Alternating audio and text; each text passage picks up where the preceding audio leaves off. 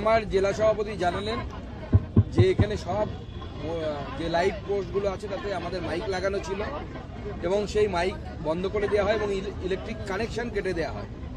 যখন যারা কাটতে এসেছিল তাদের সাথে আমাদের জেলা সভাপতি এবং অন্যান্য পার্টির কার্যকর্তারা যখন কথা বলেন তখন তারা স্পষ্ট মন্ত্রীর নাম নিয়ে বলেন যে জাভেদ খানের নির্দেশে এটা করা হচ্ছে। জাভেদ খান নির্দেশ দিয়েছে যে এই কানেকশন কেটে দেওয়ার জন্য। বুঝতেই পারছেন এটা কোন রাজনৈতিক অসৌজন্যতা, অভদ্রতা এবং নিচতাতে পৌঁছে। অমিত শাহ আজকে আসছেন, আপনাদের দুদিনব্যাপী তার বেশ কিছু কর্মসূচি রয়েছে আজ এবং আগামীকাল। সাংগঠনিকভাবে কতটা তাৎপর্যপূর্ণ? কারণ তৃণমূল বলছে কেন্দ্রের স্বরাষ্ট্রমন্ত্রী আসছে না গব্বর সিং আসছে বুঝতে পারছি না। দেখুন, মাননীয় স্বরাষ্ট্রমন্ত্রী যখনই আসেন ভারতীয় জনতা পার্টির কর্মীদের মধ্যে উৎসাহ উদ্দীপনা অনেক বেড়ে যায় এবং আমাদের মাননীয় স্বরাষ্ট্রমন্ত্রী তাকে বলা হয় আধুনিক যুগের চাণক্য। তার যে রাজনৈতিক বিচক্ষণতা, সেই বিচক্ষণতাকে তৃণমূল কংগ্রেসও ভয় পায়। সেই জন্য এখন এই ধরনের নানা ধরনের শব্দ তারা ব্যবহার করবে। তবে আমাদের আপত্তি নেই, ওনাদের এই ধরনের শব্দ যত ব্যবহার হবে তত বাংলার মানুষ ভারতীয় জনতা পার্টিকে ভোট দেওয়ার জন্য তৈরি হবে। এর আগে তো আমাদের মাননীয় মুখ্যমন্ত্রী হদলপুত্তু, কিম্ভূত কিমাকার এই ধরনের অসংসদীয় শব্দ একের পর এক ব্যবহার করেছে। এটা নতুন কিছু নয় আমাদের। তবে আমি জানি তৃণমূলে একটা গোবর সিং আছে, সেই গোবর সিং তৃণমূলের ঘুরে ঘুরে বেড়াচ্ছে বিভিন্ন জায়গায়। অন্য কোথায় কি সিং আছে সে পরে দেখা যাবে। ভবানীপুরে এই মুহূর্তে যে প্রকল্প ক্যাশ ট্রান্সফার সেইখানে সতর্ক বার্তা দিচ্ছে ইকোনমিক সার্ভে, এতে কোষাগারের ক্ষতির আশঙ্কা বলে উল্লেখ করা হচ্ছে।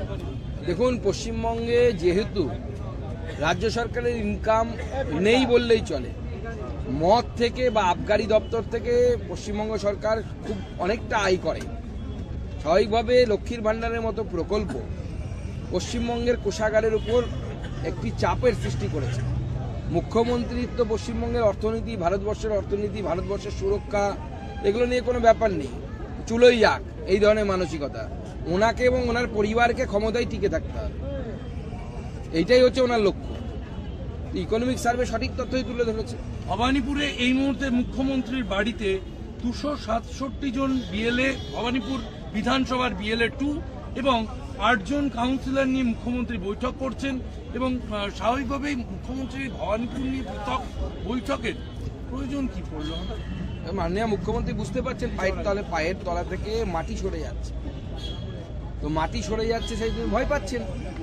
এগুলো ভয়ের রিয়াকশন এবং যত ভয় পাবেন ভারতীয় জনতা পার্টি আপনাকে আরো তত বেশি ভয় পেতে বাধ্য করবে।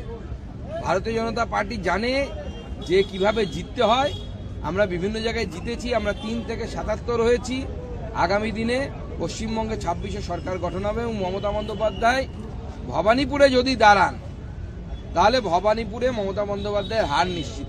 বিএলও মৃত্যু নিয়ে আজও অ্যাজিটেশন চলছে সিইও অফিসের সামনে এবং সেখানে বিএলও অধিকার মঞ্চ তারা বিক্ষোভ দেখাচ্ছেন। অন্যদিকে আরেকটি বিষয় হচ্ছে যে মমতা বন্দ্যোপাধ্যায়ের সঙ্গে নির্বাচন কমিশনে যাওয়ার জন্য এ ধরনের coat unquote SIR victim family 100 জনের কাছাকাছি দিল্লির বঙ্গভবনে অপেক্ষা করছে। এই দেখুন, এসআইআর কে নিয়ে একটা হেজিমনি তৈরি করার চেষ্টা মমতা বন্দ্যোপাধ্যায়ের তরফ থেকে হয়েছে। এর আগেও এসআইআর হয়েছিল, অনেক ভোট বাদ গেছিল 2002-3-এ।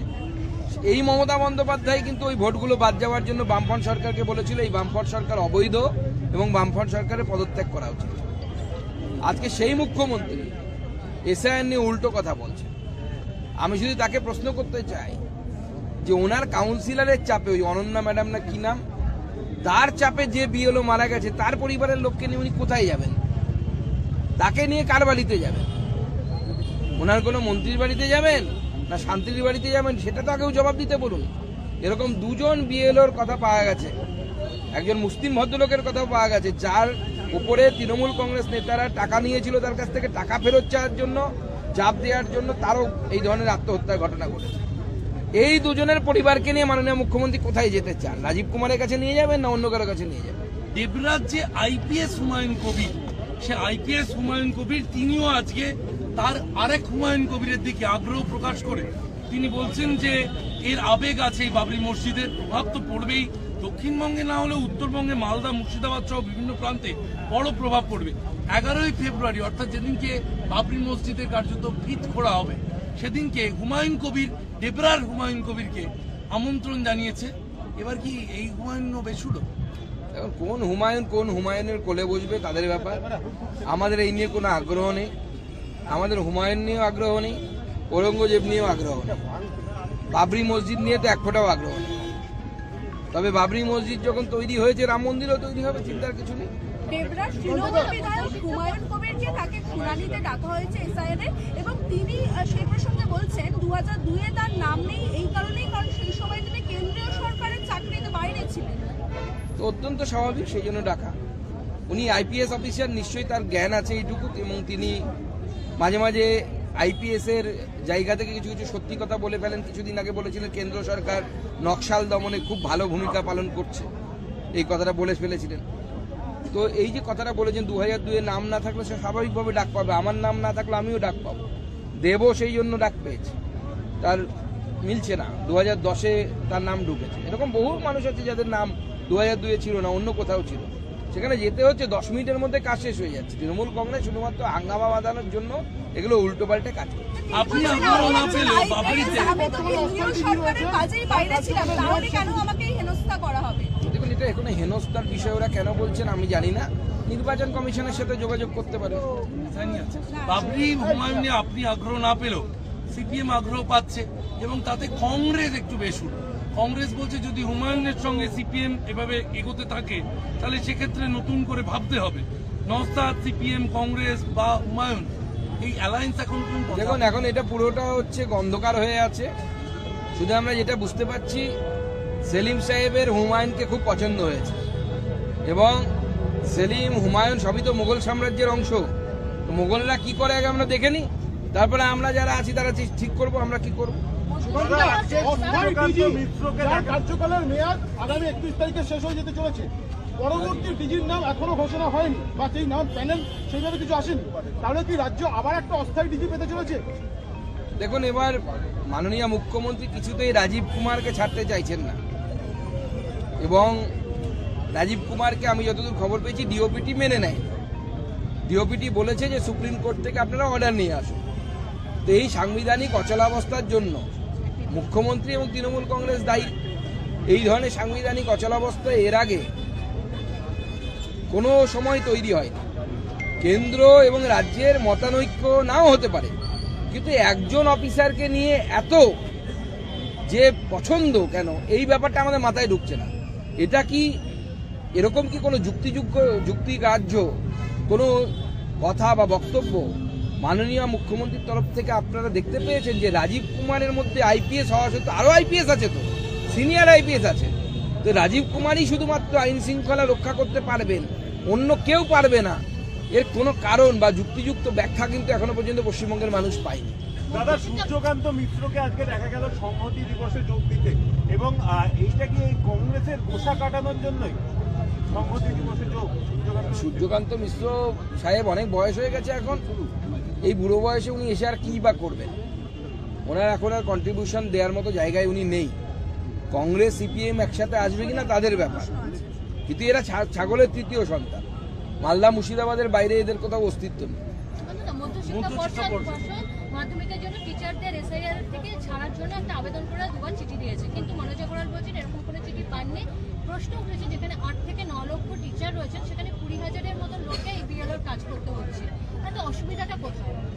দেখুন, এই তো নির্বাচন কমিশন আর তৃণমূল কংগ্রেসের ভেতরের ব্যাপার, আমি খুব বেশি কিছু বলতে চাই না। শুধু এটুকুই বলবো, তৃণমূল কংগ্রেস চাইছে যেন তেন প্রকারে এসআইআরটা যেন না হয়।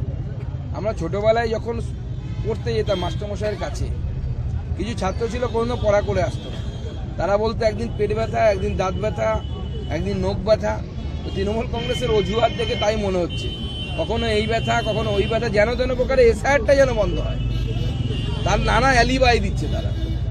নির্বাচন কমিশন ঠিক করবে কি করা যাচ্ছে। বনগাঁ রানাঘাট পার্শ্ববর্তী অঞ্চলে এনএসটিপি গ্রো করেছে 9.86%, 2024-25 সাল যদি দেখি, কিন্তু দেখা যাচ্ছে এই বৃদ্ধি বিহার, ওড়িশা, ঝাড়খণ্ড থেকে অনেক ধীর গতিতে এগোচ্ছে।